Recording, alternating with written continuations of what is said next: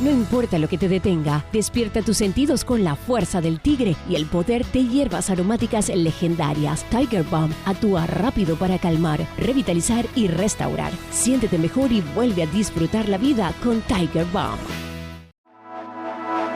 Ser podcast.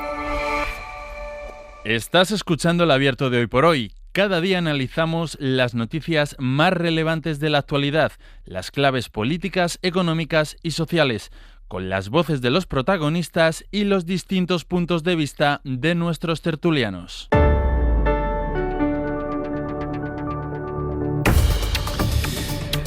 Entramos ya en el tiempo del Abierto esta mañana con Carlos Sánchez, a quien ya saludábamos antes. Hola, Carlos. Hola, ¿qué tal, Pedro? Que Buenos sigue días. con un café en el estómago.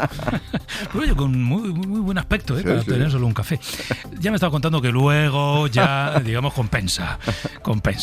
Cristina Monge, buenos días. ¿Qué tal, Pedro? Muy buenos días. Nos días. contabas que también eres de un café hasta hora de comer. Yo también. Un cafecito, a mitad mañana otro y luego ya se come al mediodía. Nada, o sea, pero no... No, pero es que el cuerpo no me lo pide. No, y además no, me he dado cuenta que estoy más activa y mejor así que cuando antes desayunaba como se supone que se desayuna habitualmente, con la tostada y todas esas cosas. Con lo cual me he apuntado a esto de un par de cafés solos. Eso por la solo en mañana. los hoteles cuando vamos de vacaciones. Exacto, eso es. En el buffet. Yo confieso que soy, digamos, como una fiera de buffet en los hoteles. O sea, lo que en casa no hago, que no desayuno esa cantidad, pero vas al hotel, te lo ponen ahí, te lo ponen tan fácil que dices, pero ¿cómo lo voy a desaprovechar? En fin, bueno, y enseguida saludaremos a Esther Vera, que está en Barcelona. Pero ayer le pedíamos a Manu Carreño que nos trasladara su pálpito. Hoy lo vamos a celebrar. Manu, muy buenos días. Hola, Pedro, buenos días a todos. Bueno, buenos días, que para ti es muy de noche. Sí, aquí es la 1:30 ahora mismo, 1:30 de la madrugada, 1:31 en Dallas, 7 horas menos aquí, sí señor. Oye, vaya partidazo el de anoche. En eso, esta mañana voy a decir que en un país sin consensos, en eso hay consenso, que España lo bordó, que España anuló por completo a la que decían era, si no la más fuerte, una de las más fuertes selecciones del Mundial.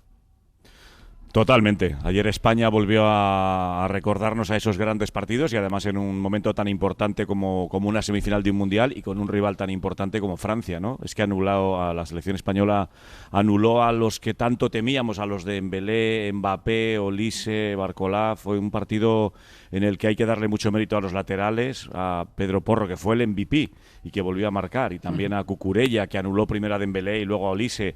Los centrales, qué partido de Laporte y de Cubarsí. Es que, y luego a partir de ahí, Rodri, Fabián, Dani Olmo, qué partidazo. Yo creo que al final es una España tan coral que es difícil destacar a un jugador. Destacas el conjunto, han ido de menos a más claramente en el Mundial, en lo futbolístico y también en lo físico. Y ayer pues hicieron un partido, yo decía anoche en el larguero que para mí posiblemente sea el partido más redondo y más completo de España en una Copa del Mundo, en los Mundiales. No sé si, bueno, sí preguntarte, claro que quiero preguntarte por qué rival prefieres para la final. Pues prefiero Argentina, la verdad. Me gustaría... A ver, me da exactamente igual. Lo importante, como dicen los jugadores, es que ya están en la final y hoy vamos a ver muy relajados la otra semifinal, sabiendo que ya estamos nosotros el domingo en Nueva York, pero prefiero Argentina. Me parece que, aunque muchos dicen, no, cuidado Argentina, las ayudas de los árbitros, Messi, milongas. Me parece sería una final preciosa. España-Argentina. A Inglaterra ya le ganamos en la final de la Eurocopa hace 2 años. Oye, pues si hay otro España-Inglaterra, bienvenido sea. Pero creo que tiene mejor equipo, más completo Inglaterra y mejor seleccionador que Argentina, que es verdad que son los campeones del mundo, pero creo que España le puede hacer más daño a Argentina, a pesar de Messi y a pesar de que son un equipo muy canchero y que también tiene sus armas. Pero si me das a elegir, España-Argentina sería una final espectacular. Ayer le hacían esa misma pregunta a Luis de la Fuente y decía lo mismo, que bueno, que el que sea será, pero que si le dan a elegir, pues que él preferiría Argentina, incluso por la relación que tiene también con el seleccionado argentino, ¿no? Bueno, a ver, ayer te pedí el pálpito para la semifinal, hoy te pido el pálpito para la final. El pálpito. ¿Qué quiere? Resultado y goleadores, ¿no? Con los minutos. No, pues con el pálpito me vale. Pues mira, te digo una cosa. Vamos a esperar lo que están esperando todos. Que ese partido de Lamine, que es verdad que todavía no ha llegado a ese partido tan redondo como ayer llegó el partido del equipo, pero todavía no ha llegado a ese partido en el que Lamine ha dicho aquí estoy yo, aunque está jugando bien, defendiendo, dándolo todo, corriendo, pero no le ha salido ese partido redondo a él. Pues mira, ojalá que Lamine, que todavía no ha marcado en este Mundial, que marcó 1 en la pasada Eurocopa que ganamos, pues ojalá que un gol de Lamine para batir a Argentina, por ejemplo, nos dé la segunda Copa del Mundo y la segunda estrella. Vale. Lo firmo ahora mismo. Sí, yo también. Bueno, pues nada, igual el lunes te vuelvo a llamar Muy bien. y comentamos el gol de Lamine. La ventaja es que ya no serán 7 horas menos, serán 6. Bueno, en mira, Nueva York. habrás dormido una hora más, que oye. Serán pues mira. solo 6 horas menos, Pedro. Gracias, Manu, un abrazo fuerte. A vosotros, buen café a todos. Chao. Venga, creo que está Esther Vera, ¿no? Ya en Barcelona. Hola, Esther, buen día. Hola, buen día. Ya ¿Cómo estáis? estamos ahí haciendo el cambio de estudio. Lo voy a contar, esta es una cosa técnica. Dice, ¿y por qué no ha saludado a Esther Vera antes?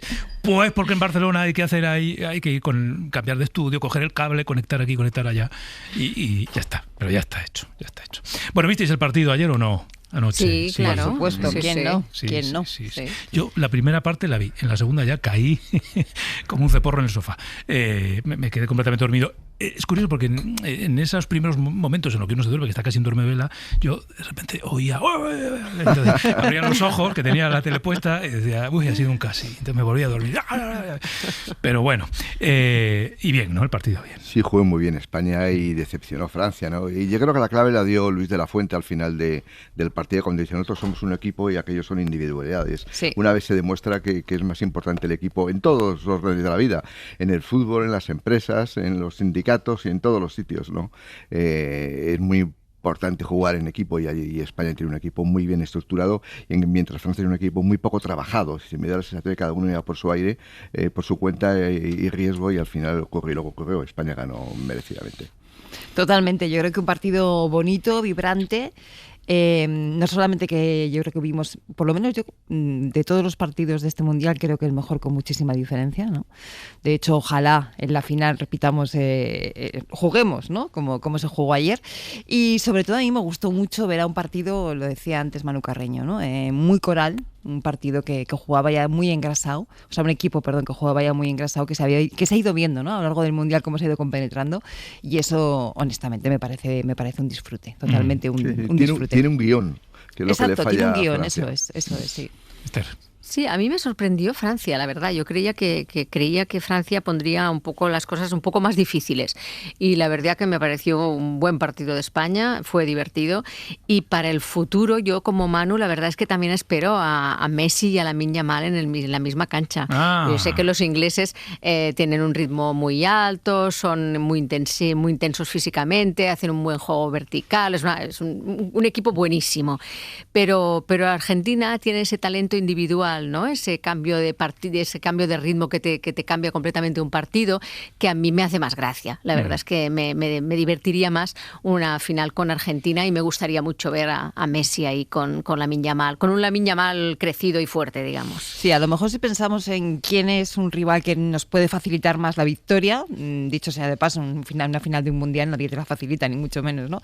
Pero quizá en ese sentido yo estoy con Carlos por la mañana, ¿no? Que decía, bueno, prefiero que nos toque Inglaterra, en el sentido de que podemos tener más probabilidades. Más opciones. Ahora bien, desde el punto de vista de espectáculo futbolístico, ahí sí que coincido con Esther y con Carreño, ¿no? Efectivamente, ver esa Argentina-España, si España juega como ayer y si Argentina juega como suele hacerlo, será un disfrute, desde luego. Hay una cosa un poco feucha del seleccionador francés, que ayer andaba quejándose del árbitro. Decía, es que Bueno, es un el clásico. árbitro no está Es un al clásico. nivel de una semifinal. El penalti Pues anuló el penalti 3-0. El penalti que comete Dinier es un penalti impropio de un jugador de primera división. Sí, de un jugador, de nervios. Es si un no penalti puede, de se da un nervios. cabezazo de mala manera y luego al final mete la pierna. Mete la Es decir, pierna, pues, sí, sí. Vamos, yo creo que es una buena imagen, ¿no?, del desastre que fue Francia ayer. Claro. Y otra cosa que tiene que ver con la sensación que puede tener la gente a la que no le gusta el fútbol, o la gente a la que no le da relevancia al fútbol, que entre nuestros oyentes de esta hora de la mañana lo sabrá seguro, Por y posiblemente supuesto. no pocos, ¿no? Y que se esté preguntando, ¿pero por qué están todo el día hablando de fútbol? ¿Pero qué pasa? ¿Por qué les importa? Bueno, más allá del deporte, yo creo que hay una dimensión social en torno a una competición como esta, y en este caso la selección española, que justifica que nos paremos un tiempo a hablar de fútbol en un espacio más político, digamos, de análisis político, como es el abierto de hoy por hoy, ¿no? Y basta con echar un vistazo a las redes sociales y ver lo que se vivió ayer por la noche en la calle en muchas ciudades de este país, ¿no? Es decir, cómo miles de personas, decenas de miles de personas salieron a ver en comunidad, digamos, a compartir un partido y en el partido una esperanza, ¿no? Y después de la esperanza, la victoria.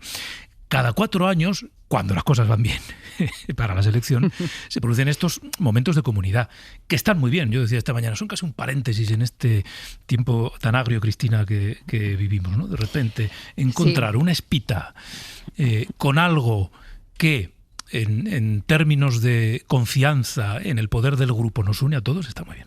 Bueno, yo creo que en España todavía somos, digo todavía, más comunitarios y somos más sociedad de lo que a veces este individualismo feroz que tenemos nos puede hacer ver, ¿no? Y que compartimos y que conservamos muchas cosas en común. Y efectivamente esto del fútbol está siendo una manifestación. Yo no tengo cifras, cuando acabe el Mundial me gustará comparar las cifras de audiencias en los programas televisivos, en la retransmisión de los partidos, de las tertulias, ¿no? O las cifras de seguimiento en las plazas y en las convocatorias que se hacen para ver los partidos. Me gustaría compararlas, digo, con la de otros años. De momento solo tengo sensaciones. Y la sensación es que esto se está viviendo de una forma especialmente intensa. Hablabas, Pedro, de la gente que sale a las plazas o a los escenarios públicos a verlo, pero hay que sumar a eso la gente que queda en casa, con amigos, ¿no? Las cuadrillas que se juntan para ver el fútbol. Yo estoy teniendo esa sensación, que igual es espejismo, todavía no he podido comparar cifras, pero estoy teniendo esa sensación como que está sirviendo en primer lugar para celebrar algo en común y en segundo lugar también quizá un poco para evadirnos de una realidad que es especialmente dura. Fíjate, Cristina, todos recordamos el 2010, voy a poner un poco de moviola, cuando ganamos el Campeonato del Mundo. El 2010 la economía española estaba hecho un desastre absoluto. Teníamos el 20% de desempleo, una inflación elevada, una situación verdaderamente dramática porque estábamos en una recesión, cerraban miles de empresas todos los días, la prima de riesgo famoso estaba de disparadas, y aquel lo celebramos como estamos celebrando el año 2026. Lo que tenemos un problema como país, que no somos capaces de prolongar nuestros éxitos. Es decir, porque al poco tiempo llegó el 15M, al poco tiempo llegó los ajustes, al poco tiempo, digamos, se rompió todo el consenso de nación. Y yo creo que tendríamos que aprender un poco de lo que nos pasó en el 2010. Vamos a ver si ganamos este Mundial, somos capaces de prolongar este clima de consenso que hubiera empezado, por ejemplo, bien si el expresidente del gobierno simplemente pide pide perdón. Es decir, que eso realmente pide disculpas. Simplemente yo creo que hay que prolongar estos momentos de euforia porque nos viene muy bien como país. Esther. Sí, yo creo que aparte de que es una obra cultural de primera magnitud, ¿no? El deporte de altura, siempre ha sido también una herramienta política, ¿no? O sea, nos tenemos que acordar de la diplomacia del ping-pong, de la diplomacia del béisbol, etcétera. Pues desde este punto de vista, un partido, una selección es un mensaje político, por decirlo de alguna manera. Y esto lo dejó clarísimo Rajoy el otro día. Por lo tanto, el papel de la inmigración y de la diversidad en un equipo que juega pues de manera ilusionante y de manera noble, pues es un mensaje político de primera magnitud. ¿Que eso se pueda alargar en el tiempo? Pues me parece muy difícil.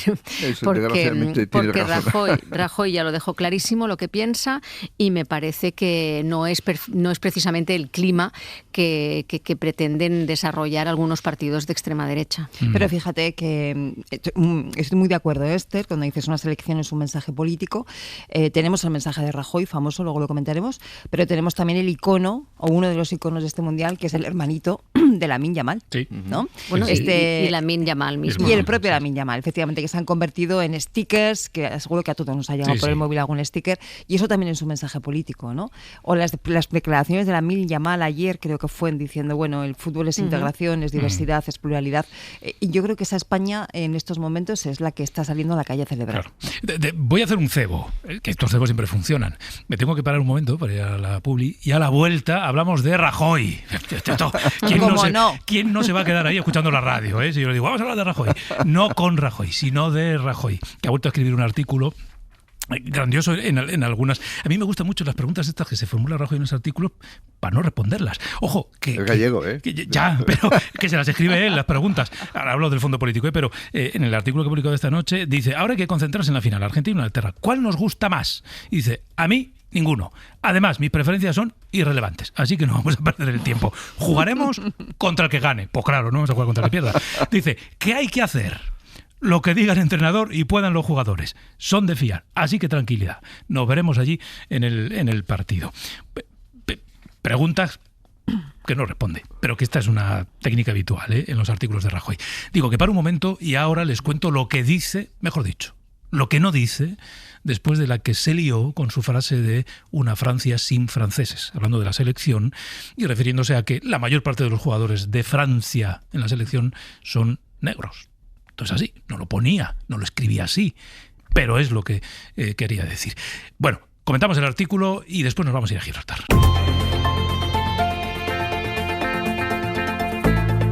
El Abierto. Ser Podcast. Con Cristina Monge, Carlos Sánchez y Esther Vera. Nada, vamos a dedicarle 3 minutos, nada más, a Mariano Rajoy, porque es verdad que una vez Francia ya está eliminada, hemos dado paso hacia la final, pues yo creo que el terreno de juego ya es otro, pero había expectación en lo que pudiera escribir Rajoy en el artículo de esta noche. Ayer José María Lasalle decía que no, le conozco bien y está esperando al artículo para explicarse, pedir perdón, disculparse. No. Nada.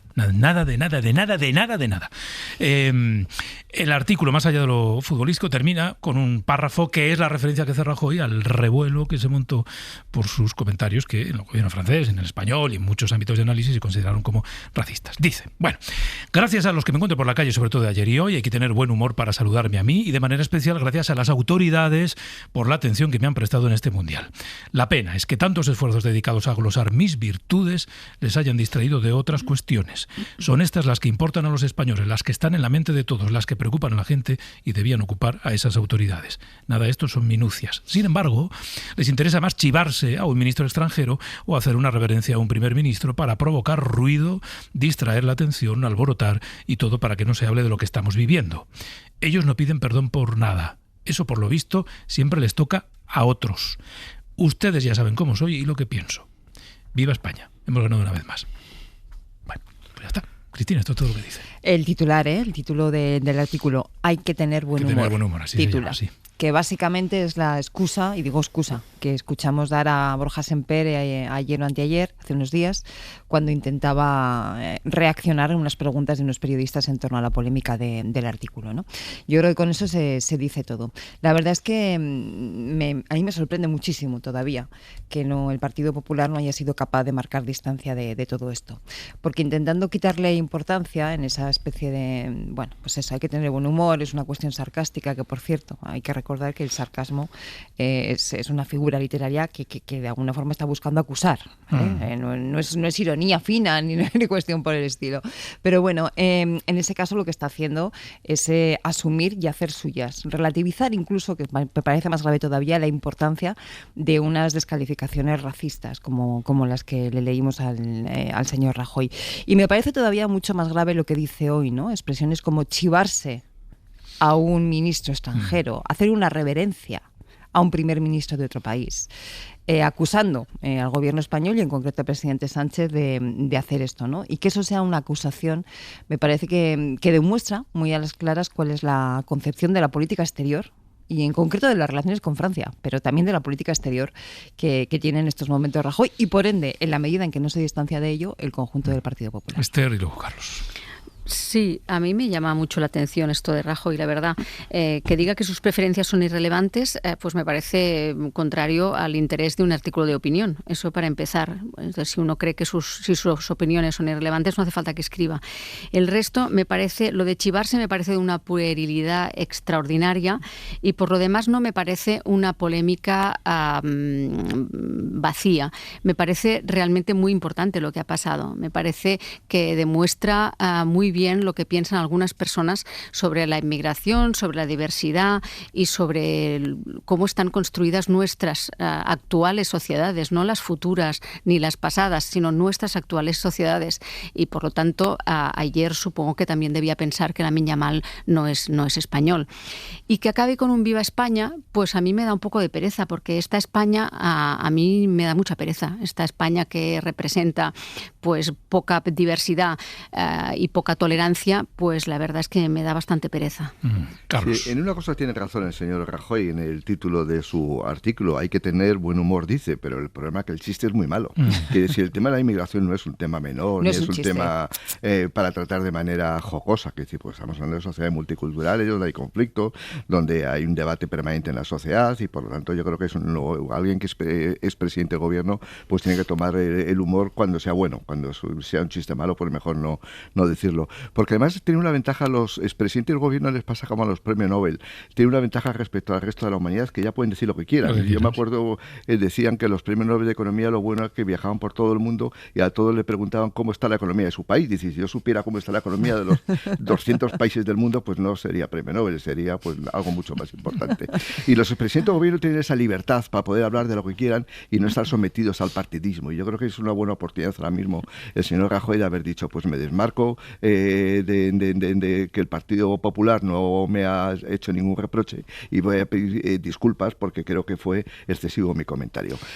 No ha aprovechado esa oportunidad que tienen los presidentes del gobierno para hablar con libertad de lo que quieran, como los premios Nobel. También tienen otra ventaja, tienen otra ventaja, que es una cosa que en Francia tienen clarísimo, que es el papel institucional de los ex jefes del Estado, de los presidentes de gobierno, de los presidentes de la República. Y como los franceses en las instituciones sí que creen, y que creo que es una cosa que podríamos copiarles, pues es una pena que alguien con responsabilidades diplomáticas y con responsabilidades de altísimo nivel llegue a este nivel de puerilidad. Claro, es que podríamos asumir, ¿no?, que los expresidentes puedan decir efectivamente lo que quieran, porque se les podría suponer una cierta altitud de miras, ¿no? Y una altitud de miras, ¿no?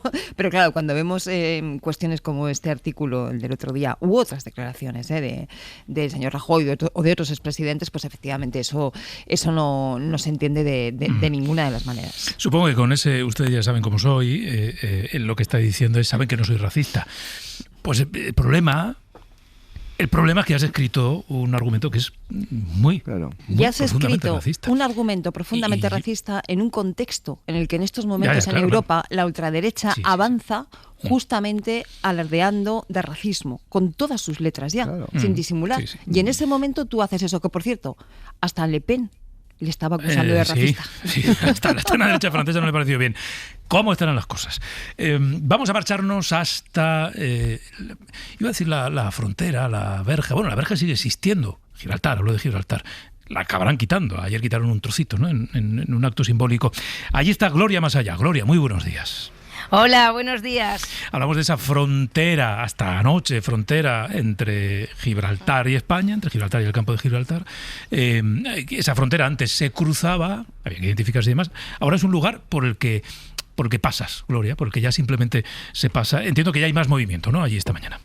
Mucho movimiento esta mañana. Esta pasada medianoche el campo de Gibraltar y el Peñón, Pedro, comenzaban a escribir una nueva página de su historia. Han desaparecido los controles documentales en el paso entre la línea y Gibraltar y por primera vez en décadas miles de personas cruzan a estas horas la antigua verja sin mostrar su DNI o pasaporte. Una madrugada cargada de emoción, con abrazos, aplausos y una imagen para el recuerdo, celebrando, festejando también el pase a la final de España. El encuentro y el abrazo de Juan Franco, el alcalde de la línea, y Fabián Picardo, ministro principal de Gibraltar, en el centro del paso fronterizo. Con ellos vais a hablar dentro de unos minutos. Sí. Así se viven estas primeras horas de una jornada que marca un antes y un después para la comarca. Cientos de trabajadores, ciudadanos, muchos de ellos ya saben que trabajan a diario en Gibraltar, circulan con total normalidad por un lugar que hasta ahora era considerado una frontera entre España y Gibraltar y que hoy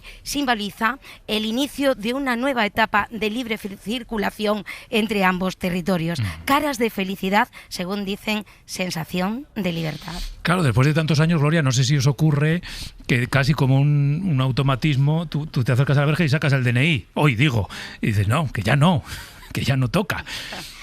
Yo creo que si hubiese que ponerle un nombre a esta zona, ahora mismo lo que dice todo el mundo es que sensación más rara esta, ¿no? Claro, el paseo de la antigua frontera, el paseo de la Nueva Libertad o el paseo de la sensación tan rara. Ya. Qué raro esto. Claro, pero la verja sigue estando, digo físicamente. Bueno, la verja sigue estando físicamente, lo que sí hemos visto esta mañana es la retirada de las cabinas de control de la Policía Nacional, que ha sido como muy emocionante para los que somos de aquí. Yo soy de la línea de la Concepción y llevaba viéndola toda la vida, así que imagínate, cuando he visto esas grúas retirando esas cabinas, he dicho, bueno, esto no se me va a borrar de la memoria en la vida. Claro, es que hay elementos físicos, ¿no?, que simbolizan cosas, y que en este caso, como esas cabinas, cuando se retiran, el simbolismo es otro muy diferente. Y además con mucho poder simbólico, ¿no? Bueno, pues Gloria, quédate por allí, porque luego otra de las cosas que vamos a hacer es conversar con un trabajador que lleva pues toda la vida yendo y viniendo del campo de Gibraltar al Peñón, y que hoy también lo habrá hecho, pero en un día muy raro para él y para todos. Gracias, Gloria. Luego volvemos contigo. Gracias, y efectivamente, a partir de las 9 de la mañana vamos a hablar con el ministro principal de Gibraltar, con el alcalde de La Línea, porque para ellos y para todos los vecinos de la zona y del Peñón es un día histórico. Seguimos. No importa lo que te detenga, despierta tus sentidos con la fuerza del tigre y el poder de hierbas aromáticas legendarias. Tiger Balm actúa rápido para calmar, revitalizar y restaurar. Siéntete mejor y vuelve a disfrutar la vida con Tiger Balm.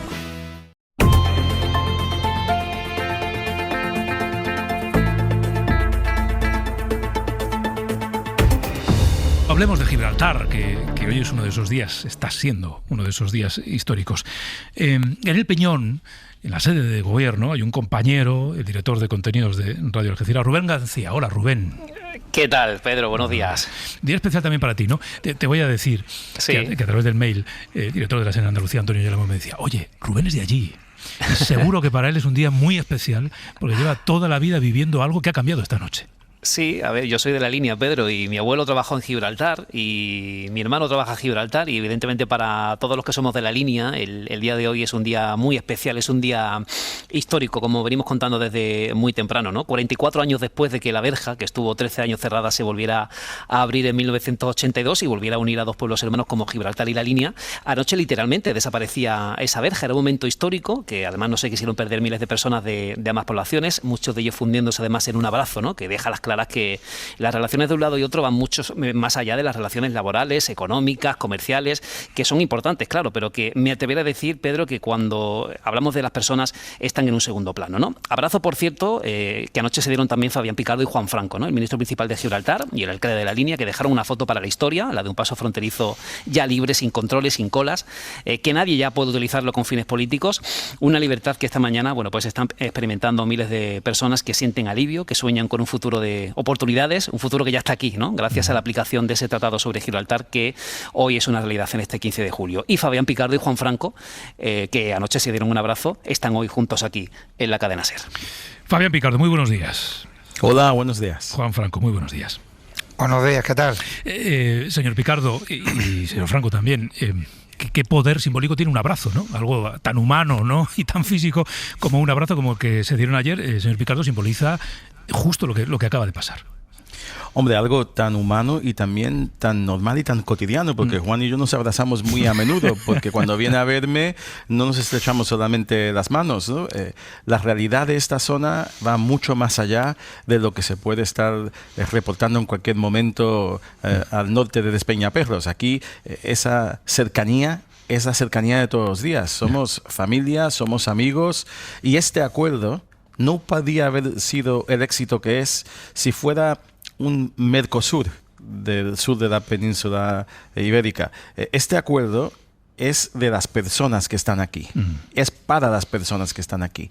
Y como es por personas, hemos tenido la capacidad de llegar a la meta, aunque ha sido difícil. Claro. Alcalde, estando cerca como están, que es lo que nos cuenta el señor Picardo, de manera histórica, no y tradicional, hombre, un poquito más cerca, ahora que no existe, digamos, esa separación fronteriza, sí que se sienten. Pues la verdad que sí. Esta mañana, cuando he cruzado la frontera, pues frontera sigue existiendo, hay dos territorios, ya no hay verja ni controles, la sensación ha sido de libertad, de poder decir, coño, estoy yendo a un sitio que para nosotros es lo más cotidiano del mundo.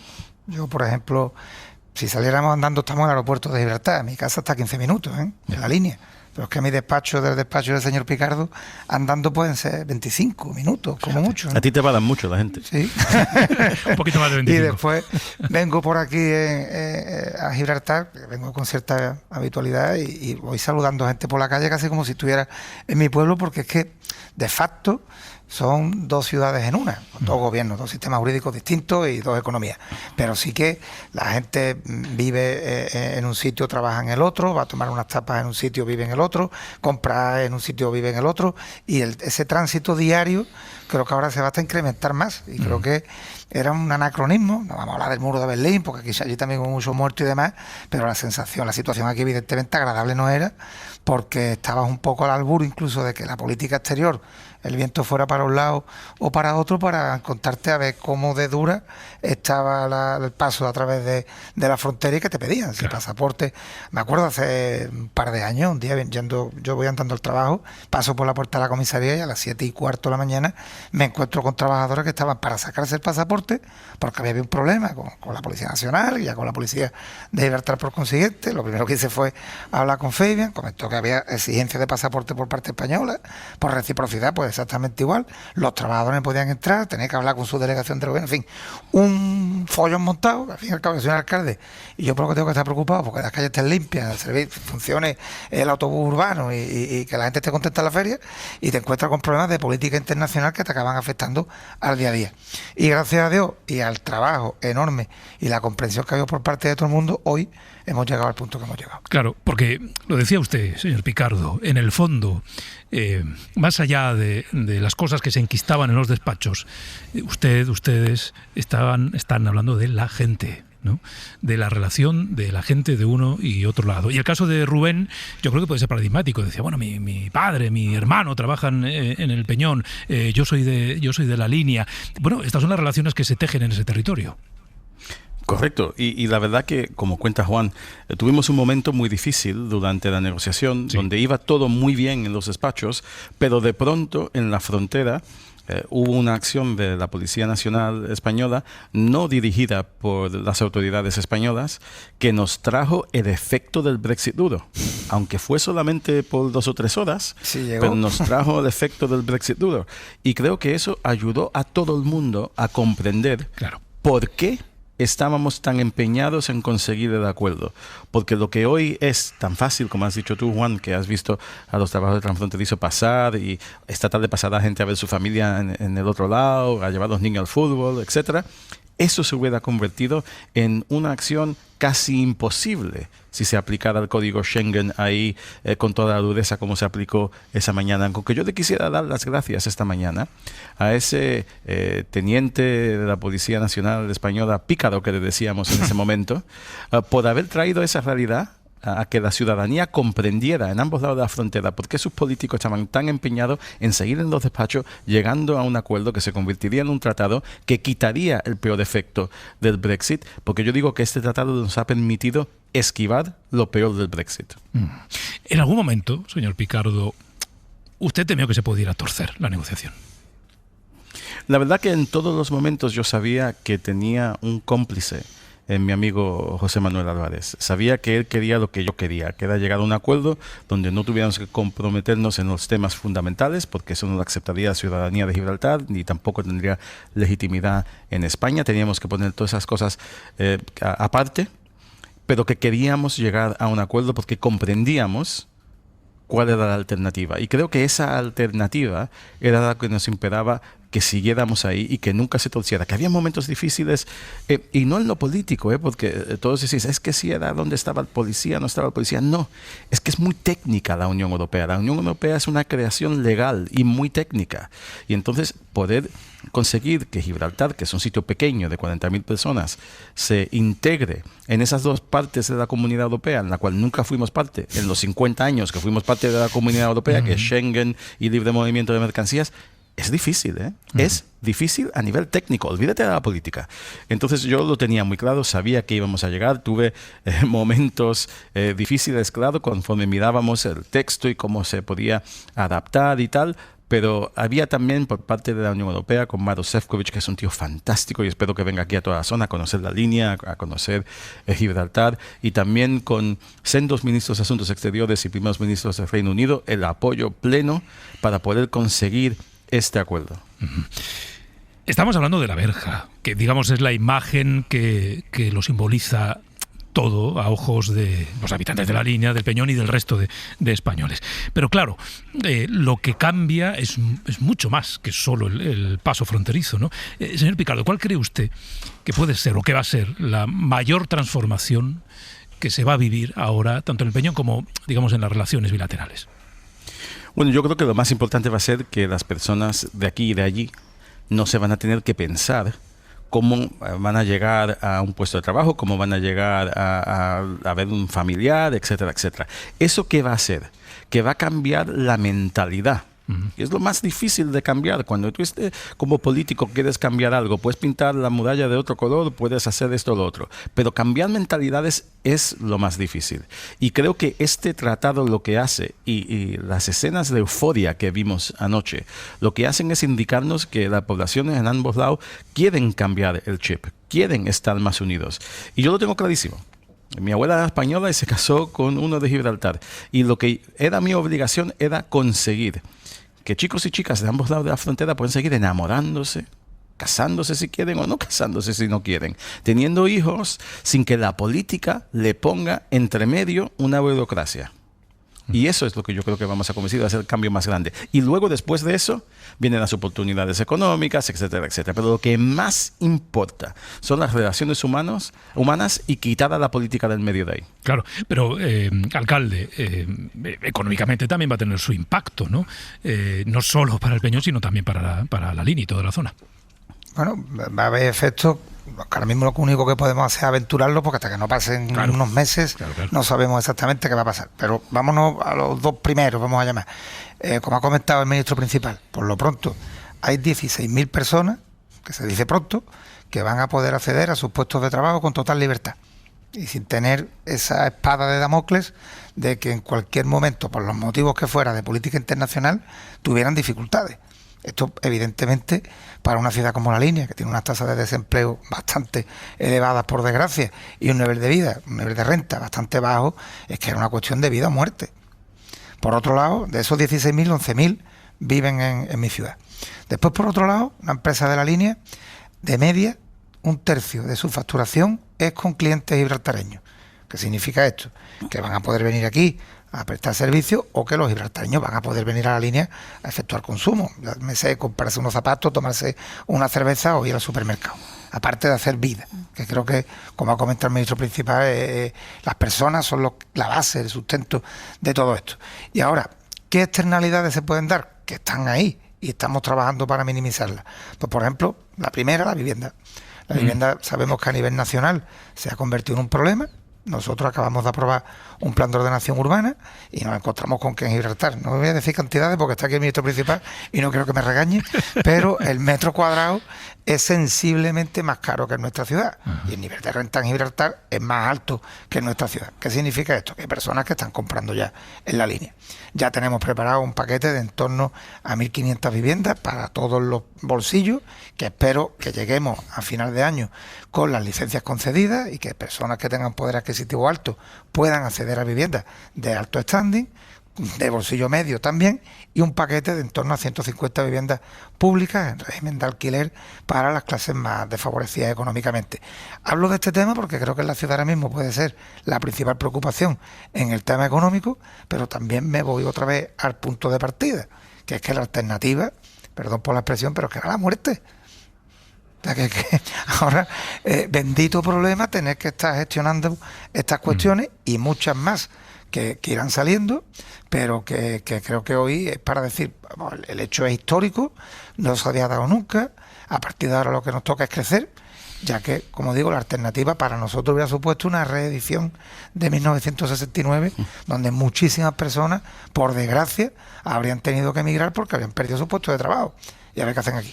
Claro, señor Picardo, hay otros cambios que se producen con la entrada en vigor de este acuerdo. Por ejemplo, el aeropuerto, ¿no? Pasa a ser compartido, ¿no? Es uno de los cambios. Los controles fronterizos, que los va a seguir habiendo con agentes del Frontex, van a ser en el puerto y en el aeropuerto. Si no me equivoco, ¿cómo cree que va a ser la gestión de este cambio, que no es menor también, porque abre un aeropuerto internacional a toda la zona de la línea de la Concepción? Bueno, la letra pequeña no dice eso de que el aeropuerto va a ser compartido, solamente que vamos a gestionar la licitación de quién va a operar el aeropuerto a través de una compañía que vamos a establecer conjuntamente en Irlanda, pero el aeropuerto siempre ha estado abierto a vuelos al resto de Europa. España lo que va a hacer es levantar el veto que ha mantenido desde 1986 a que vengan vuelos de otros aeropuertos europeos, que me parece bien y me parece que ya era hora. Hubo un periodo de tiempo durante los acuerdos de Córdoba donde sí podían venir vuelos desde España solamente, no desde el resto de la Unión. Ya van a poder venir desde todas las partes de la Unión. Yo creo que eso va a ser importante para toda la zona, va a ser un motor económico más, solamente uno más, pero importante. Y los controles se van a hacer aquí en el aeropuerto, porque en el puerto no se van a hacer, porque hemos quitado la licencia del ferry para que no entre de países terceros por el puerto, y así podemos hacer todo aquí en el aeropuerto, donde están ya preparadas las dependencias de la Guardia Civil y la Policía Nacional y de la Policía de Gibraltar y de la Guardia Costera de Gibraltar, para que se puedan hacer de la manera que se han pactado, en las zonas que se han pactado, de una manera muy controlada y muy positiva. Yo creo que eso es importante, claro, pero tenemos que tener en mente lo que estamos haciendo, que es con ingenuidad y con el amparo de la Unión Europea, quitando los controles que no existían antes, porque tenemos que remontarnos al 1936, cuando mi padre era joven y me contaba que paz descanse, que me contaba que cuando él venía de Puente Mallorca, donde había una casa de la familia, a Gibraltar, no había control de pasaportes. Sabían dónde entraban y dónde salían, pero no había control de pasaportes. Eso lo trae el maldito dictador. Y cada paso que damos hoy en libertad, sin tener que enseñar pasaportes, es un paso sobre el maldito dictador, para que se dé cuenta todos los días que siga muerto de que las personas le han ganado por fin la partida a la maldita dictadura. Muy potente esta imagen, señor Picardo. Digamos que estamos acabando con uno de los últimos restos de Franco y su dictadura. Sí, porque mover los huesos de Franco está todo muy bonito y me parece absolutamente bien lo que hizo el Partido Socialista, y ya era hora. Pero también era importante mover el resto de su maldito legado aquí en la zona. En el tiempo del abierto estamos hablando hoy, a esta hora, de un momento histórico. Final de la verja que separaba el campo de Gibraltar del Peñón. Y lo estamos haciendo con el ministro principal de Gibraltar, con Fabián Picardo, con el alcalde de la línea, con Juan Franco, y está allí nuestro director de contenidos de Radio Algeciras, Rubén García, al que le quiero ceder la palabra también, porque él mejor que nadie conoce la zona, y me siento un poco impostor aquí haciendo las preguntas de alguien que seguro que las hace mucho más afinadas que yo, Rubén. Bueno, Pedro, sí, yo quiero preguntarle primero a Fabián Picardo un asunto. Además de la firma ayer del tratado sobre Gibraltar en Bruselas, se firmó algo muy importante para el pueblo de Gibraltar, que es ese concordato, además acordado con la posición aquí en Gibraltar. Se firma con Reino Unido y establece que ninguna decisión a partir de hoy en relación a este tratado se puede tomar a espaldas del pueblo gibraltareño. Correcto, y es muy importante que hagamos eso por dos razones. Aquí hay que protegernos de un gobierno de Reino Unido que quiera tomar una posición mucho más anti-europea. Eso es una realidad que se puede manifestar en el Reino Unido después de las siguientes elecciones. Yo creo que no, yo creo que no imperará el partido de Reform, pero es posible. Y que comprendan que este tratado es nuestro, no es un tratado del Reino Unido que el Reino Unido pueda deshacer, porque eso no tiene efecto sobre la economía del Reino Unido. No es que el Reino Unido ha permitido entradas Schengen en el Reino Unido, es para Gibraltar. Entonces, que solamente se pueda apretar el botón de parar el tratado si lo pide el pueblo de Gibraltar. Y también, claro, en la política hoy por hoy hemos aprendido que tenemos que protegernos de nuestros propios gobiernos. Entonces, un gobierno de Gibraltar no podrá tomar la decisión únicamente, y es lo que hemos pedido nosotros, mi gobierno ha pedido esto, que no sea un futuro gobierno que decida parar el tratado. El tratado ha sido apoyado por toda la Cámara, por el partido de la oposición y por el partido de gobierno. Y entonces, en un futuro, si hubiera que parar este tratado, habría que hacer una u otra cosa. Un referéndum del pueblo de Gibraltar o 3/4 de la Cámara. Es decir, no solamente el partido de gobierno, 3/4 de la Cámara. Aquí la Cámara siempre está dividida con un máximo de mayoría de 2 para el partido de gobierno. Con que para llegar a 3/4 de la Cámara tienes que tener, en toda la vida normal que hemos conocido políticamente desde que tenemos Constitución, los 2 partidos principales al favor de hacer algo. Si toda la Cámara de Gibraltar, o 3/4, que es lo mismo que toda la Cámara, o el pueblo de Gibraltar quisiera parar este tratado, entonces democráticamente hay que parar el tratado. Pero que no pueda un gobierno una mañana levantarse cabreado con un ministro de Asuntos Exteriores español o una tontería de estas y en un momento tomar una decisión de parar el tratado, y que tampoco pueda un primer ministro del Reino Unido, vamos a decir nominalmente un Farage, llegar al número 10 de Downing Street y decir hoy paro el Tratado de Gibraltar. No, señor. Esa no es la posición.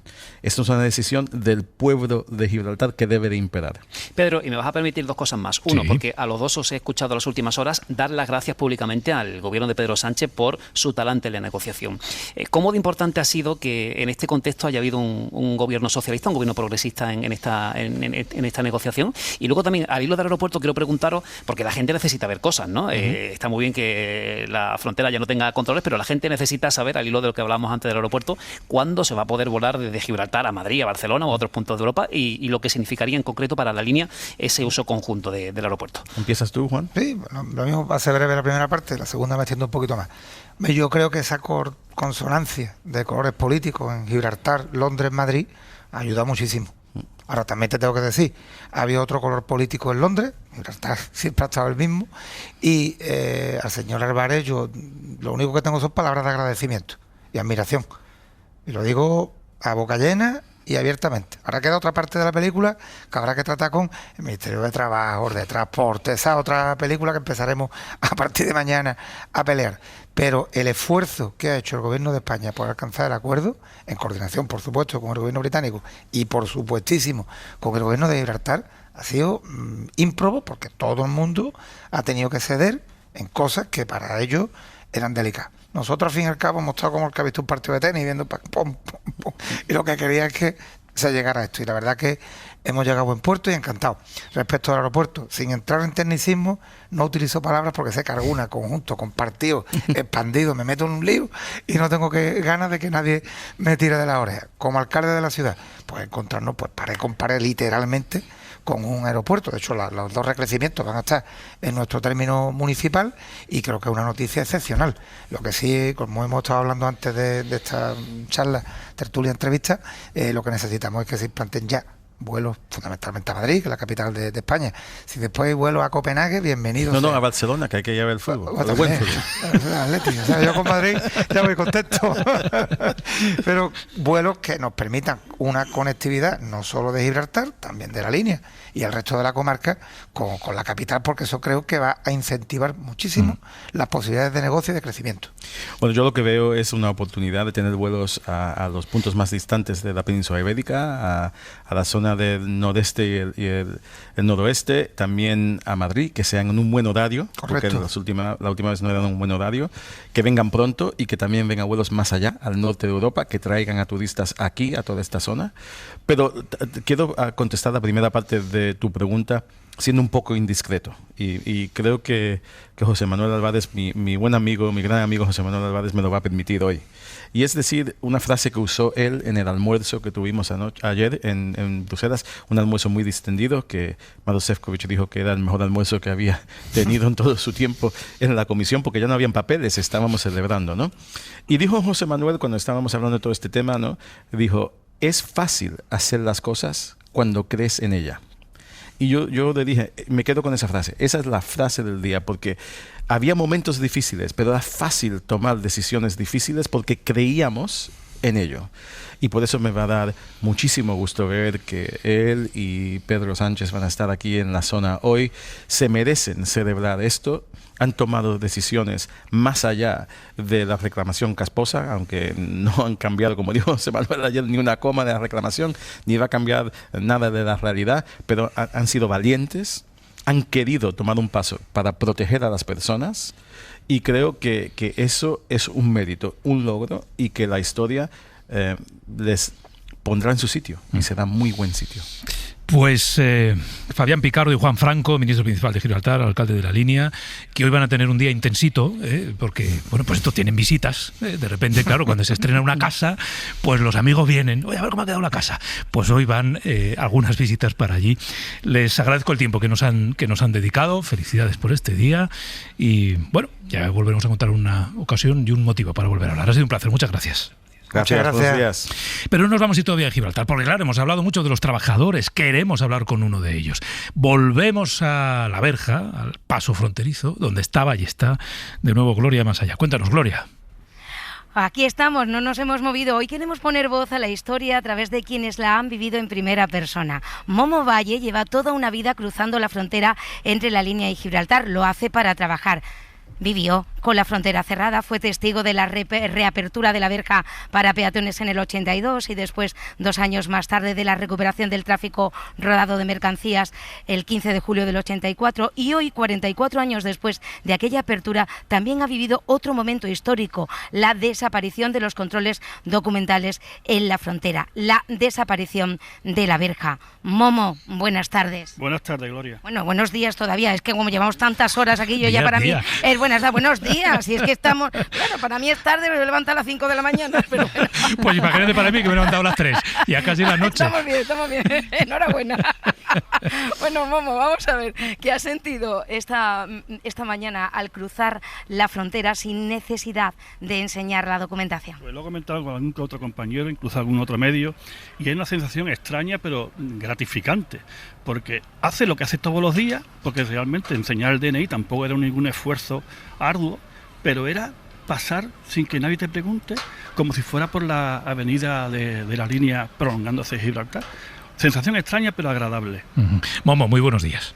Buenos días. Te saludamos desde Madrid. Claro, una de las cosas que se ha comentado antes en la conversación con el ministro principal y el alcalde de La Línea es que en estas relaciones bilaterales ha habido algunos picos de tensión, de repente se endurecían los controles fronterizos. Supongo que para alguien que todos los días tenía que cruzar, una de las cosas peores en los momentos de mayor tensión bilateral era la incertidumbre, ¿no? De hoy, ¿qué pasará? ¿Hoy me dejarán o no me dejarán?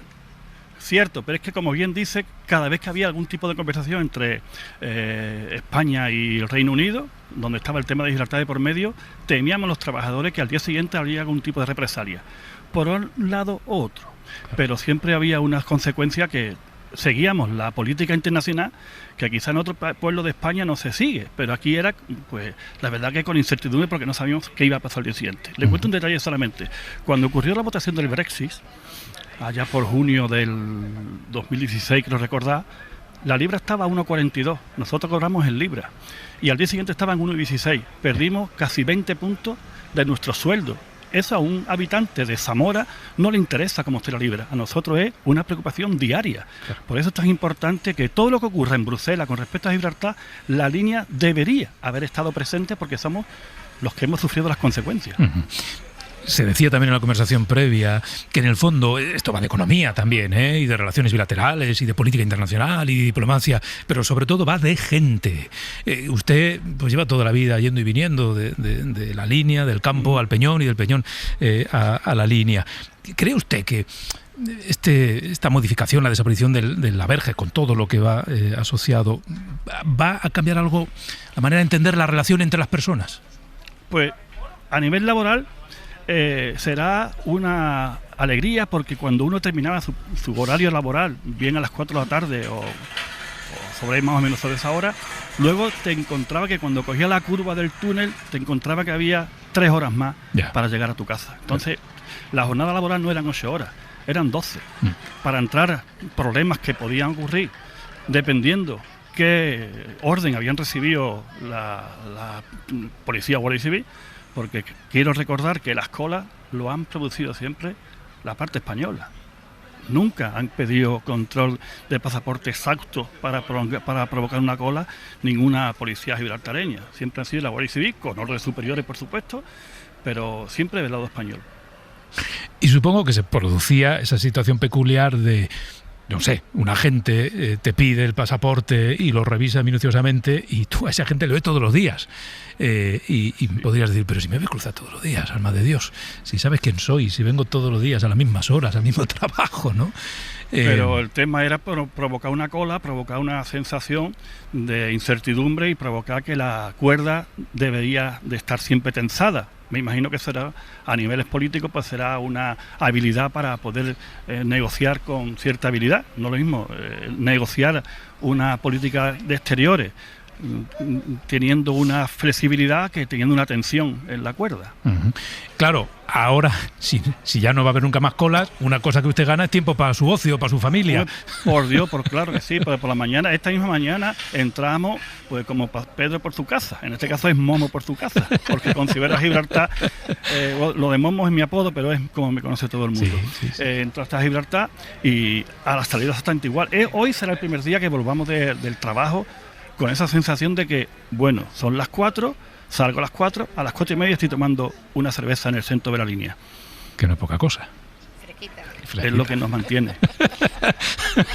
Que nos mantiene la esperanza de la cerveza fresquita, que no es mala esperanza. Bueno, Momo, entiendo que le hemos sacado del trabajo, no sé en qué trabaja, tampoco se lo quiero preguntar, pero a ver si el jefe, salvo que usted sea su propio jefe, a ver si le va a decir algo. Hombre, ya está bien de celebrar, que ha caído la verja. Muchas gracias, Momo, por habernos acompañado. Un placer. Bueno, pues muchísimas gracias. Gracias. Oye, Gloria, pues nada, ya para ti pues, se ha pasado 10 minutos más. Buenas madrugadas. Dentro de un ratito, buenas noches. Mira, Pedro, fíjate que comentaba con Momo hace un momentito, recordábamos cuando los que teníamos familia en Gibraltar y estaba la verja cerrada, nos saludábamos desde la verja de la línea, había un campo neutral y después la verja de Gibraltar y nos poníamos de acuerdo en colores para reconocernos desde lejos y poder saludarnos. Fíjate. No existían los móviles, claro, nada de esto, y era la única forma de poder saber cómo estaban nuestros familiares, porque así lo vivíamos los que somos de aquí. Claro. Y está bien que lo contéis porque a los demás nos puede resultar complicado entender la relevancia que tiene para esa zona y para vosotros, los habitantes de esa zona, no solo del Peñón, que pase lo que ha pasado esta noche, ¿no? Claro, y ahora mismo hay una grúa que está retirando la verja y Momo y yo estamos aquí haciendo fotografías porque llevamos viendo esta reja tantos años y hay una grúa que está retirando la verja. Aquí es dicho y hecho. Pero han quitado las cabinas, van a quitar la verja, esto es rápido. Dile que para que quitan el peñón. Me van a quitar el Quantum a mí, me van a quitar el aparato, como si así. Bueno, Gloria, un abrazo, muchas gracias. Muchísimas gracias. Bueno, Cristina Monge, Carlos Sánchez Esterbera, por cerrar este capítulo, ya hablamos de la sentencia y de la condena al hermano. Que habrá alguno diciendo, esto de la SER no van a hablar. Sí, claro, ¿cómo no vamos a hablar de la condena? Claro que sí. Pero bueno, por cerrar el capítulo de Gibraltar, bueno, yo creo que hay dos imágenes muy potentes. Esta que nos acaba de contar Gloria, ¿no? Es decir, cómo nos relacionábamos en los momentos más duros de uno a otro lado, ¿no? Nos poníamos de acuerdo en los colores de la ropa para saber a uno y otro lado de esa zona neutral que las cosas seguían bien, ¿no? Y que la vida seguía. Esto nos cuenta de una manera muy gráfica cómo era la relación entre las dos partes, entre los dos lados. Pero es otra imagen de Fabián Picardo diciendo que el dictador sepa, en fin, allí en la tumba cada día que la gente ha ganado, ¿no? Que también es una imagen muy potente, Cristina. Esa es una imagen muy potente. Paradójicamente, esto que estamos viendo hoy no deja de ser una secuela del Brexit. 5 años de negociaciones para acabar con esa retirada de la verja, que políticamente es un antes y un después, como bien decías, y que socialmente en la zona yo creo que era una demanda a gritos ya, ¿no? Es decir, normalicemos esta situación y podamos establecer relaciones normales en materia social, en economía, en relaciones entre nosotros, en estas idas y vueltas continuas, ¿no? Por lo tanto, yo creo que 2 niveles, el político, el de efectivamente secuelas todavía del maldito dictador que decía Picardo, el Brexit por medio y 5 años de negociaciones que, por cierto, en algunos casos en algún momento se llegó a dudar de que pudieran llegar a buen puerto, ¿no? O sea, que han tenido sus más y sus menos, pero finalmente hoy lo que estamos viendo efectivamente es una imagen histórica y una sociedad que restaña una herida, ¿no? Es una herida que finalmente yo creo que, o una cicatriz que finalmente parece que ya se cierra. Esther, luego Carlos. Sí, yo creo que es una buena noticia. Se traslada a la frontera al puerto y al aeropuerto. puerto, y en los básicos diplomáticos, pues España no renuncia a reclamar la soberanía y el Reino Unido no renuncia a la soberanía sobre Gibraltar. Es decir, que para los estados todo continúa igual y se entra en esa cosa muy civilizada de la diplomacia, que es el agree to disagree, ¿no? Estamos de acuerdo en que no estamos de acuerdo y no pasa nada, y construimos una realidad que sea mejor para los ciudadanos. Y eso es lo que creo que se ha hecho. De hecho, estoy de acuerdo en que esto es el final prácticamente el final de la negociación del Brexit, con la homogeneización además de la situación fiscal entre los dos territorios, y la verdad es que parece una muy buena idea para las personas que tenían que pasar por una verja que era una frontera bastante absurda. Sí, la única incógnita ahora que va a pasar con los monos de Gibraltar, si van a poder salir hacia la comarca. Se van a tomar la cerveza fresquita también. A la línea, van a ir a la línea a tomarse la cervecita. Al campo de Gibraltar, que es muy grande y es un sitio estupendo. No, a mí me parece muy importante, más allá del tema sociolaboral, que evidentemente son 16.000 trabajadores que entran diariamente de un sitio a otro, 11.000 son de la línea, como ha dicho el alcalde. Yo creo que es muy relevante porque políticamente se deja utilizar a Gibraltar como un arma arrojadiza. Dice que eso en la historia de España lo hemos vivido. Bueno, yo era muy pequeño cuando se levantó la verja. Franco hizo un partido de fútbol allí que ganamos 6-0 a Finlandia y creó un estadio de fútbol en la línea de la Concepción, estadio municipal, precisamente para decir que, y luego lo utilizó políticamente. Y yo creo que desgraciadamente el nacionalismo español ha utilizado muchas veces Gibraltar. España, como bien decía ahora Esther Vera, no renuncia a la soberanía de Gibraltar, y es razonable que no lo haga, pero desde luego la utilización política de Gibraltar deja de estar en la agenda. He hecho en falta en estos actos de estos días más participación del Partido Popular. Creo que el Partido Popular, el partido de la oposición, debería comprometerse con Gibraltar y tenía que estar allí porque es un adelanto en términos políticos y en términos sociolaborales. A mí me gustaría... Les digo, espérate, que llevan una mala racha. A ver si se ponen a hablar de Gibraltar y también mete la pata. Pero que no digan nada es preocupante. Sí, es preocupante. Pero a mí me gustaría resaltar esto que decía Esther, porque es muy importante, ¿no? En términos diplomáticos es bastante habitual acordar el desacuerdo, ¿no? Acordamos en lo que estamos en desacuerdo y cada uno sigue reivindicando su posición sin que eso sea un menoscabo de que se pueda avanzar en lo que sí que estamos de acuerdo. Eso que en el ámbito diplomático es bastante habitual, en la política interna también podría serlo. Y de hecho en muchos casos lo es, no siempre, ¿no? Pero creo que es importante subrayar que muchas veces las cosas pueden seguir funcionando así. Y por cierto, las crónicas de hoy son muy divertidas porque cuentan que ayer anoche se juntó la celebración del partido con la celebración de la verja, ¿no? Por tanto, aquello fue una fiesta continua. Que ya era el fiestón. O sea, si había ayer un fiestón en este país, era en la frontera, en la verja, entre el campo de Gibraltar y el Peñón. Pedro Jiménez. Pedro, muy buenos días. ¿Qué tal? Buenos días. Bueno, vamos a hablar de la sentencia de la Audiencia Provincial de Badajoz. Condena a David Sánchez, a otras 9 personas, también al expresidente de la Diputación, ex líder del PSOE en esa comunidad, en ese caso, a Miguel Ángel Gallardo, 18 años, a David Sánchez, 9 años, por un delito de prevaricación. Bueno, el tribunal cree que los condenados maniobraron para lograr ese nombramiento, ese puesto que luego ocupó David Sánchez. Lo llamativo, Pedro, es que en la propia sentencia el tribunal reconoce que se basa en indicios. Sí, claro que sí, Pedro. La audiencia de Badajoz condena por unanimidad a 9 años de inhabilitación al hermano del presidente del gobierno, a Luis Carrero, ex asesor de Moncloa, y a otros 8 funcionarios. La inhabilitación al que fuera jefe de los socialistas extremeños, Miguel Ángel Gallardo, se eleva hasta los 18. Dice la sentencia que torcieron groseramente el derecho para crear puestos a medida a David Sánchez y a Carrero en la Diputación de Badajoz.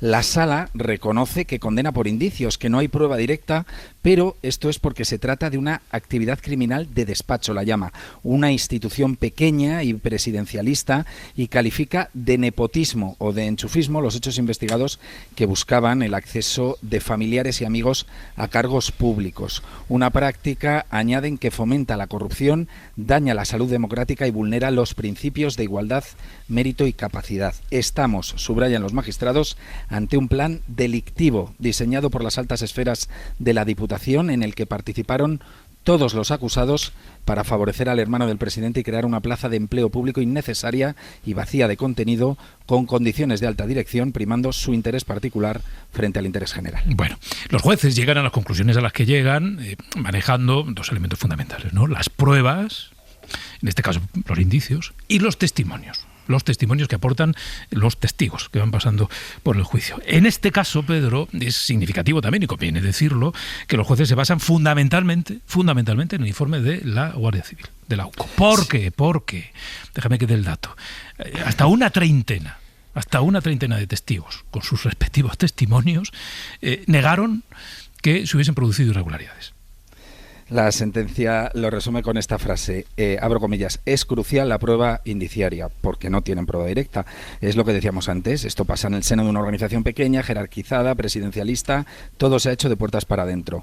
Entre los indicios hay uno que sobresale, ese informe de la UCO, sobre los correos intervenidos en la Diputación con la creación de la plaza, y que el jefe de la Guardia Civil, de este departamento de la Guardia Civil, Antonio Balas, explicó en el juicio de forma, dice la sala, sumamente ilustrativa. El documento señala que el puesto de coordinador de conservatorios que ocupó David Sánchez primero no era necesario y suponía un gasto, pero luego, según esos correos electrónicos, terminó creándose con una rapidez inusitada. Y no desde el área de cultura, que hubiera sido lo lógico según los agentes, sino desde recursos humanos, que es un área transversal, con lo que concluyen: la decisión política de crear la plaza partió de un nivel superior, siendo la presidencia de la Diputación, Miguel Ángel Gallardo, el origen de la idea. Frente a la UCO pierden peso esos otros testimonios que mencionabas tú, Pedro, las declaraciones de decenas de testigos que rechazaron en el juicio cualquier irregularidad. Hay algo más. Quedan absueltos del delito troncal, digamos, en torno al que se estructuraba este caso y la lectura política del caso, ¿no? Que era el tráfico de influencias. El tribunal cree que no se ha podido probar que se ejerciera presión para la creación de esa plaza, pero deja algunas hipótesis en el aire. Sí, la audiencia de Badajoz descarta ese delito de tráfico de influencias. Era el más grave, que atribuían las acusaciones populares de ultraderecha, que pedían hasta 6 años de cárcel para el hermano de Sánchez. El fiscal ya sabemos que nunca vio delito. El tribunal le reprocha a estas acusaciones populares que no han sido capaces de describir los hechos de prevalimiento o de presión ejercida sobre los responsables de la creación, de la adjudicación y de la modificación de las plazas. Dicen literalmente que se ignora quién o quiénes ejercieron ascendencia o influjo sobre los responsables de realizar la labor de torcimiento del derecho. Es decir, hubo una resolución ilegal para sacar esas plazas, pero no sabemos quién lo ordenó. La sentencia lo salva diciendo que puede ser que se hiciera motu propio para congraciarse con Pedro Sánchez, que no lo olvidemos, 2017, en esas fechas, había caído en desgracia y había sido expulsado de Ferraz. Gracias, Pedro. Hasta luego. A vosotros. Bueno, tengo el tiempo justo para una ronda de análisis. Carlos, por continuar el que hacías esta mañana en la llamada de las 8 menos 10, esta sentencia larguísima, 377 páginas, creo que son. En tu opinión estaba, y no son la tuya, pues injustificadamente larga para... Una sentencia de 377 folios o páginas realmente no es contundente, simplemente hay una deriva para justificar algo que no sabemos qué bien, no sabemos.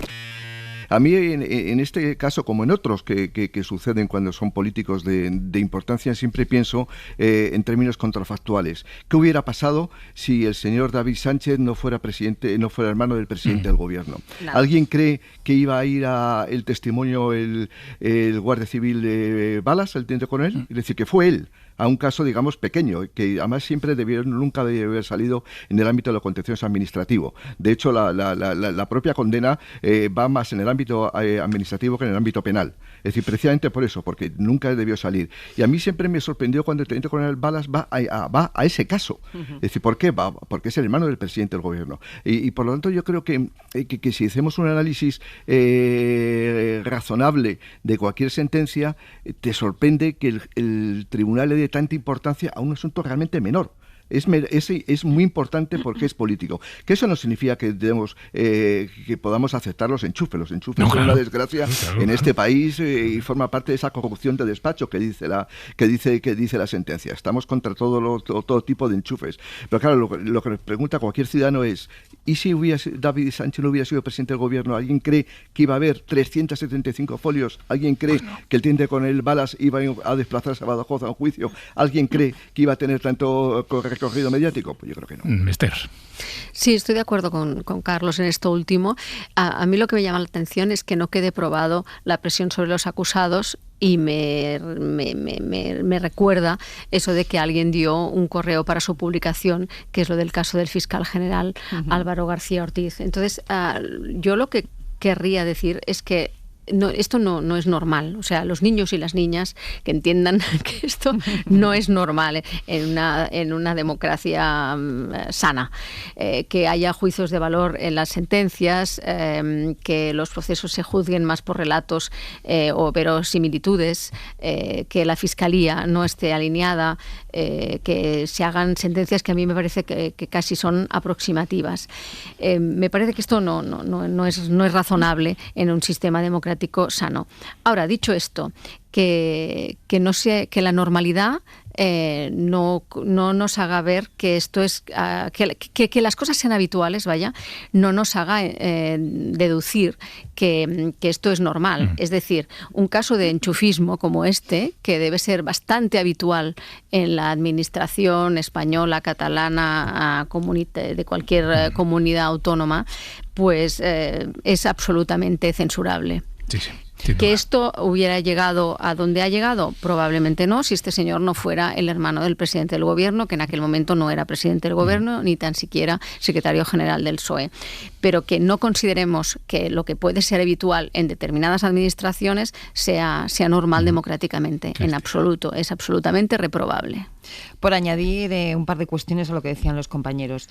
La sentencia dice que efectivamente no queda probado que hubiera tráfico de influencias, pero sí que dice que hay prevaricación. Ojo, en la creación de una plaza que es de libre designación, para la que según la sentencia dice que no existe ni urgencia ni necesidad de creación. ¿Son los tribunales los que diseñan la política cultural de la Diputación Provincial de Badajoz?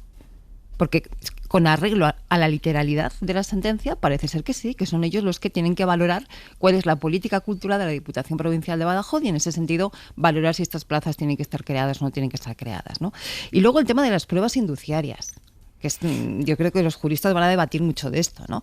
A mí me gustaría recordar que en el año 2021 la Audiencia Provincial de Madrid absolvió a Cristina Cifuentes del delito de falsedad documental al considerar que aunque existían indicios, es decir, había prueba indiciaria y sospechas sobre las irregularidades de su máster, no había pruebas directas ni indicios concluyentes de que ella hubiera presionado o inducido a la falsificación del acta. Claro. Fijaros qué formas tan diferentes de valorar las pruebas indiciarias, ¿no? Pero, y la credibilidad de los testigos, es decir, porque hay 30 testigos han dado un testimonio y otros han dicho, muy pocos han dicho lo contrario. Es decir, ¿por qué siempre nos creemos los que son acusatorios en ese tipo de casos? Yo creo que Carlos decía, y tiene razón, la dimensión de quién es el hermano, ¿no? Yo leía esta mañana el titular de ABC, que creo que resume qué es lo que había del fondo en este asunto. Dice, la sombra del presidente planea por toda la sentencia. Aparece hasta 6 veces. Claro, cuando no está el cuerpo ya no sirve la sombra. Claro. Y si no estuviera la sombra, sería el perfil o el rastro. Pero de eso se trataba, claro, de que en algún momento la justicia dijera sí. Fíjate, es que Pedro Sánchez... Bueno, pero es que es muy importante saber quién es la acusación popular, ¿no? Claro, porque si es manos limpias, hazte oír PP y Vox, pues algo indica. Sí, pero en este caso, al principio se estuvo hablando de que el David Sánchez estaba fuera de España, que no declaraba tributariamente en nuestro país. Todo era mentira. O que tenía acciones del BBVA, se equivocó la Guardia Civil confundiendo las unidades con las cantidades globales que tenía. Y al final... Pero es lo que ha quedado en la gente. Mucha gente piensa que ha sido condenado por temas fiscales. Claro, con brevedad. Al final, dejadme por favor que recuerde esa encuesta de 40 dB para El País y la SER de hace, creo que fue la semana pasada. Sí, la semana pasada. En la que se confirmaba nuevamente que los españoles suspenden en confianza la justicia, pero ojo, con una visión muy asimétrica. Cuando se pregunta por la imparcialidad de la justicia, el 16%, creo que era, no será 15-16%, de los votantes conservadores dicen que no es imparcial, pero el 80% de los progresistas tienen esta percepción. Sí. Pues Cristina, Carlos y Esther, muchas gracias. Un abrazo. Ha sido a vosotros. Un placer. Enseguida hacemos avance de intenciones. No importa lo que te detenga, despierta tus sentidos con la fuerza del tigre y el poder de hierbas aromáticas legendarias. Tiger Balm actúa rápido para calmar, revitalizar y restaurar. Siéntete mejor y vuelve a disfrutar la vida con Tiger Balm.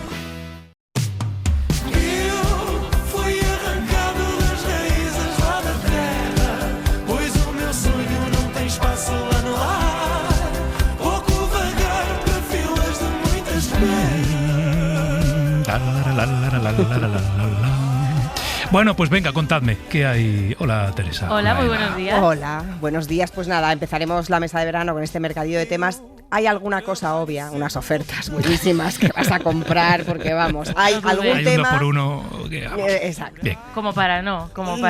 Vale. Luego, Nuño Domínguez, nuestro colaborador científico, te va a presentar a una de las científicas más fascinantes de España, María Martínez Torres, Bien. que es la directora del Centro Nacional de Investigación sobre Evolución Humana. Ganas. ¿Verdad? Sí. Y repasaremos, como siempre, con él la noticia científica de la semana a su juicio.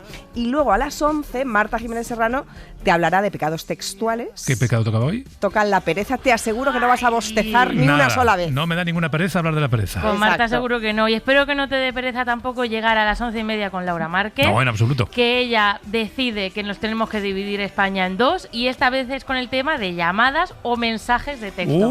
Temazo. Entonces, pido a la gente que haga un esfuerzo y llame al 900 100 800 y nos cuente ya qué prefieren: llamar o escribir, mandar un mensaje de audio, Bueno, lo que sea, todas las lo opciones que sea. posibles. Un sticker, lo que sea. Pero llámenos. 900 100 800. Eso es. Gracias.